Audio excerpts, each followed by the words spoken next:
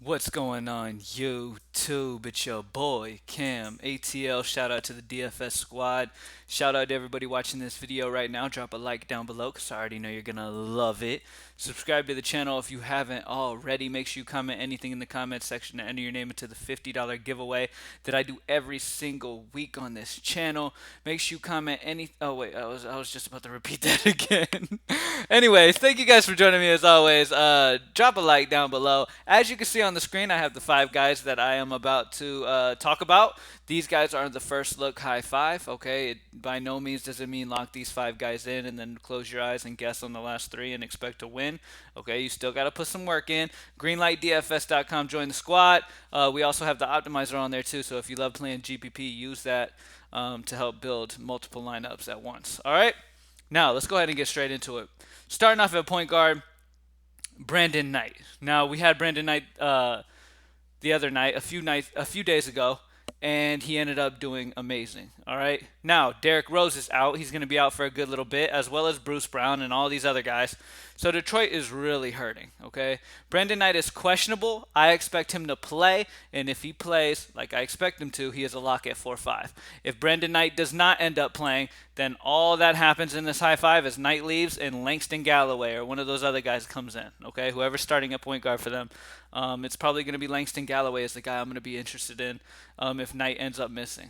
All right. Next up, Karis LeVert.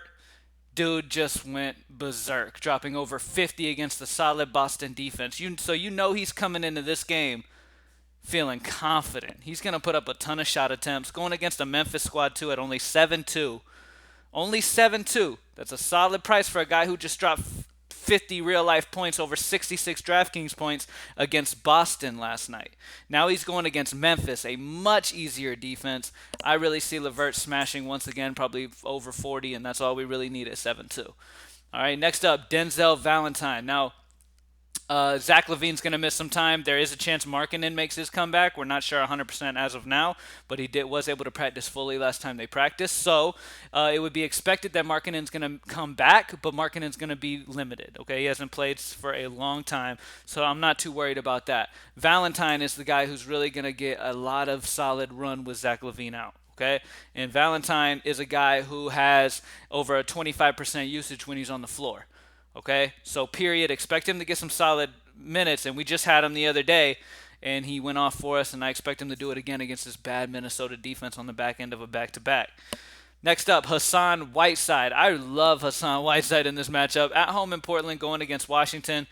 Dame Lillard's going to be back, so he's going to be able to give some alley-oops to Whiteside and, give some assists to Whiteside. So I really love him, man. At home in Portland in this amazing matchup against Washington. Now, Lillard's going to be limited, so I'm not too interested in Lillard at this moment, and McCollum's still priced as if Lillard's out.